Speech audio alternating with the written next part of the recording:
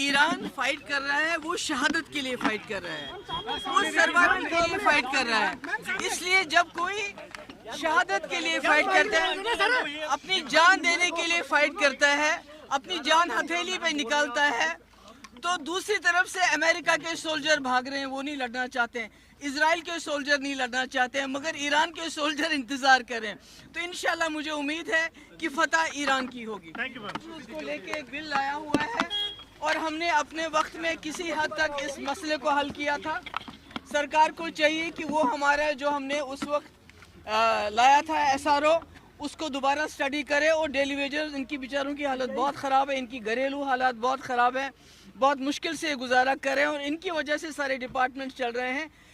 इसको इंसानी मसला जान के इस पे पॉलिटिक्स न करके इनको रेगुलराइज करें। जंग का लास्ट रूप आप किस तरह से देखते हैं? How this will and madam, जंग का लास्ट रूप आप किस तरह से देखते हैं? देखिए,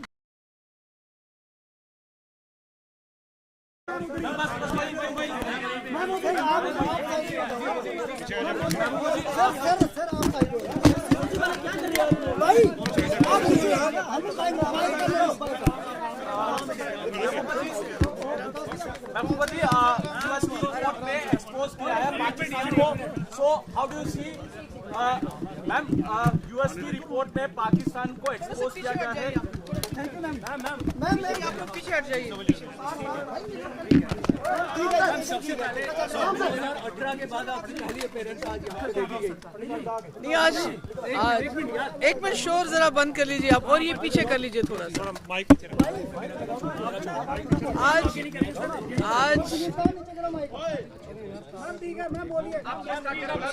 आज असेंबली में हम आए और अच्छा लगा, और ख़ासकर मुझे अपने वालिद की याद आई कि जब वो होते थे तो हम इकट्ठे होते थे। असेंबली एक बहुत बड़ा इंस्टीट्यूशन है हमारा, जिसकी कदर और जिसके इख्तियारात 2019 के बाद किसी न किसी तरीके से ख़त्म किए गए हैं, और हमारी कोशिश रहेगी बहैसियत एक अपोजिशन पार्टी कि हम ईंट बाय ईंट, ब्रिक बाय ब्रिक इस इंस्टीट्यूशन को दोबारा रिबिल्ड करें, जिसमें जो PDP का रोल वो तो हम करेंगे ही करेंगे, मगर इसमें हुक्मरान जमात का बहुत बड़ा रोल बनता है कि जो इसकी इफादियत, जो इसकी डिसएम्पावरमेंट हुई इस असेंबली की, उसको दोबारा बहाल किया जाए। और इसके लिए PDP ने कई बिल्स लाए हैं इस असेंबली में, ताकि लोगों का भरोसा हम दोबारा जीत सके और उनको लगे नहीं इस असेंबली में ताकत है। और उन बिल्स को पास करने के लिए आपको स्टेट की ज़रूरत नहीं है, आप बहैसियत यूनियन टेरिटरी भी उन बिल्स को पास करते हैं, जिसमें डेली वेजर्स का बिल है, जिसमें जो हमने डिवीज़न को लेके, नए डिस्ट्रिक्ट को लेके, चिनाब वैली को लेके, पीर पंचाल को लेके डिवीज़न क्रिएट करने की बात की है, उसके रिगार्डिंग बिल है, जिसके लिए हमने यहाँ पर जो है, और ये जो है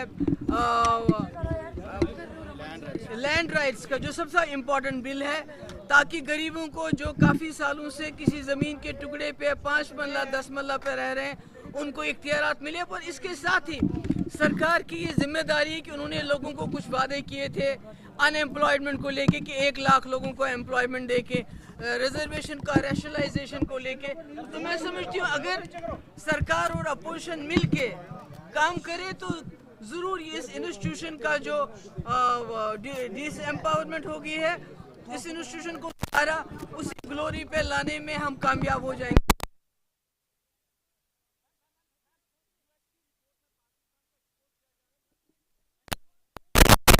पॉलिटिक्स न करके इनको रेगुलराइज करें। मैडम, जंग का लास्ट रूप आप किस तरह से देखते हैं? How this will and?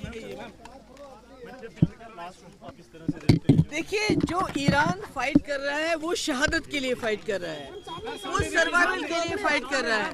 इसलिए जब कोई शहादत के लिए फाइट करता है, अपनी जान देने के लिए फाइट करता है, अपनी जान हथेली पे निकालता है, तो दूसरी तरफ से अमेरिका के सोल्जर भाग रहे हैं, वो नहीं लड़ना चाहते हैं। इजराइल के सोल्जर नहीं लड़ना चाहते हैं, मगर ईरान के सोल्जर इंतजार करें। तो इंशाल्लाह मुझे उम्मीद है कि फतह ईरान की होगी। Thank you.